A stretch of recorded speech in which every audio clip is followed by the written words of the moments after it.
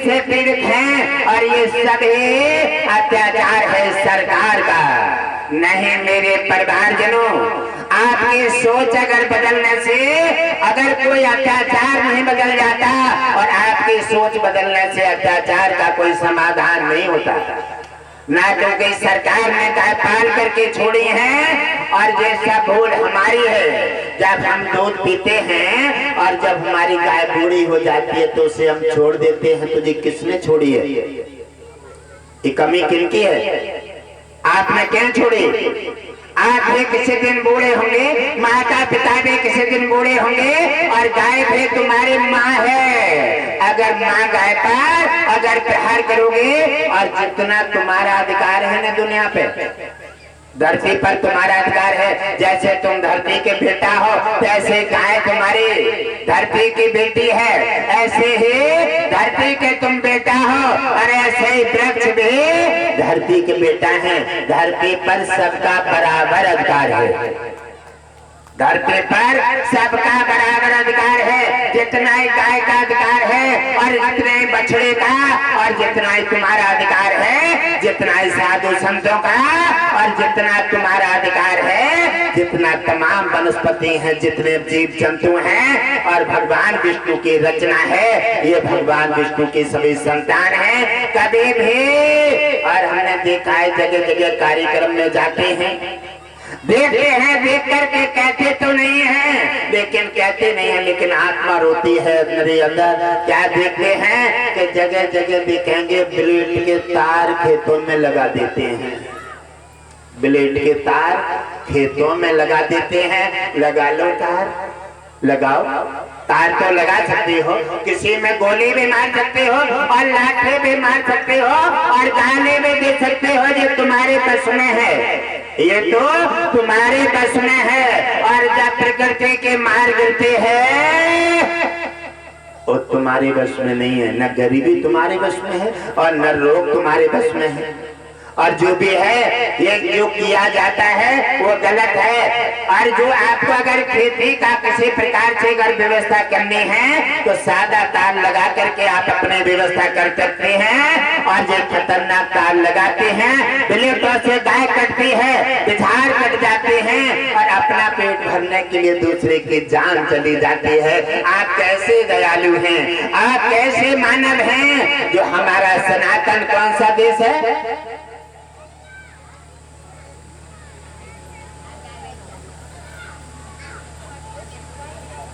बड़े गर्व के साथ कहते हो, हाथ उठा करके कोई पूछे कहां से आए हैं? हम आए हैं भारत से। बोले क्या है? बोले सनातन देश है। बड़े गर्व से बोले। अरे सनातन में हो क्या रहा है?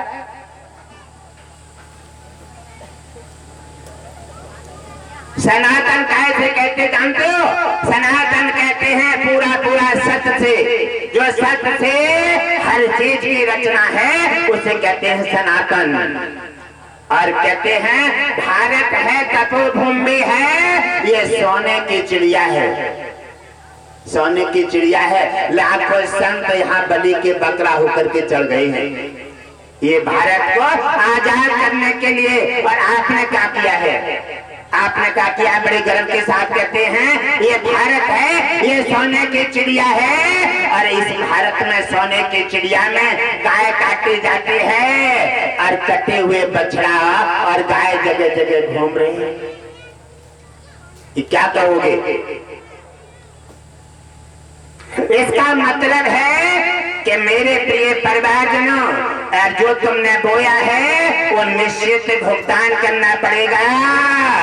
और हम तुम्हारा परिवार हैं, आप हमारा परिवार हैं, सनातन हैं। सनातन को सनातन की बात, साधु संतों का आदर करें, साधु संतों का आदर करें और अपना अधिकार सबको बराबर लेने दें जमीन में। और कहीं पर एक हमारे भक्त हैं सहजानपुर में,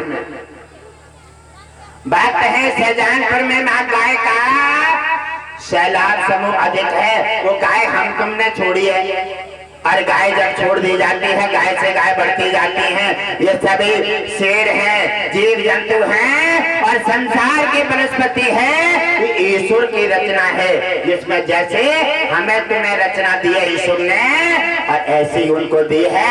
आप भी जियो और उन्हें भी जीने दो, आप भी खाओ और उन्हें भी खाने दो।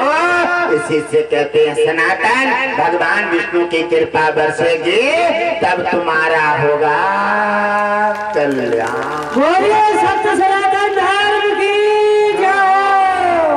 तब मेरे प्रिय परिवार जनों, बापा जो है गाय का समूह था, तो हमारा भक्त था, उसका 10 बीघा खेत था, केवल 10 बीघा मात्र खेती थी और परिवार का खर्चा था बड़ा। परिवार का खर्चा आगे बढ़ने से और परिवार का खर्चा पूरा नहीं कर पाता था, लेकिन परम भक्त था भगवान विष्णु का।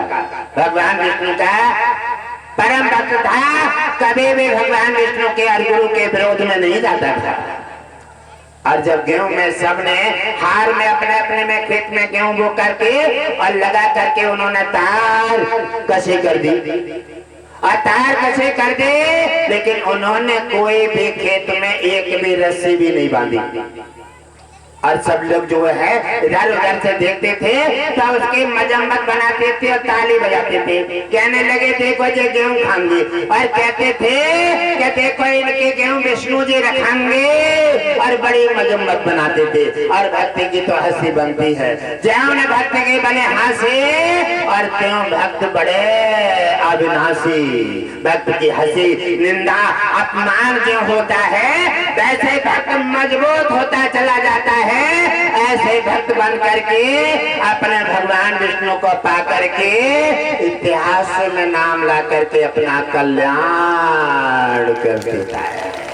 भक्त वत्सल भगवान की जय। जब धीरे धीरे समय बढ़ता है और गेहूं उगाए, गेहूं उगा, पानी लगाया और कहने लगे घर के खेतों में ब्लेड का तार लगाया है और इसलिए में कोई रस्सी भी नहीं बंधी है, और न जाने गाय कहाँ चली गई, इसके खेत में पैर ही नहीं रख रही। पानी लगाया, कितना अच्छा गेहूं खड़ा और देख देख करके भूखा करें। एक दिन उन्होंने प्लान बनाया, उन्हें ये तो आता ही नहीं है, सब तरफ से पूरे हार की गाय घेर करके और उसके खेत में धसा दी और सब लंग से खड़े हो गए। सब लंग से खड़े हो गए। भगवान विष्णु चराचर का स्वामी है, भगवान विष्णु संसार की वनस्पति में है, भगवान विष्णु जर्रे जर्रे में है, भगवान विष्णु शेर में है और भगवान विष्णु संसार में व्यापक है। इसलिए भगवान विष्णु उन गाय में मौजूद है और भगवान विष्णु की लाज, भगवान विष्णु के हाथ में लाज उस भक्त की है। देखें कैसे लाज बचाएंगे, और उसी समय गाय वैसे खड़ी रही, सब लंग से घेरे रहे। अब गाय के मुंह में तो न दे दो गेहूं फाड़ करके। जब देखने लगे अब चलो यहाँ से और थोड़ी देर बाद खाएंगे, और जैसे वो निकल जाते हैं गाय पैर डालती हैं और इशारे में खेत में से निकल जाती हैं और गेहूं का कोई तिनका नहीं खाया। भगवान विष्णु की कृपा दृष्टि हो जाती है, वह आनंद मंगल हो जाता है।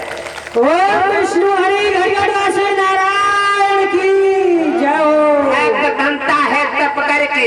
आपने आज पौधा लगाया, कल आपको फल चाहिए। आज आपने गुरु बनाया, कल आपको कल्याण चाहिए। इतनी जल्दी फसल भी नहीं हो जाती है, आपको इंतजार करना है और इंतजार का आपके पास समय नहीं है। आपने गुरु बनाए, 4 दिन नियम किया और 4 दिन में आराम ना मिलो तो अपने घर बैठ गए। ये कौन सा तरीका है? आप पौधा लगाएंगे, पौधा का इंतजार करना पड़ेगा, खेती बोएंगे, खेती का इंतजार करना पड़ेगा, संतान आपका जन्म लेंगे, संतान को बड़ा होने का इंतजार करेंगे, हर चीज का इंतजार समय से मिलता है।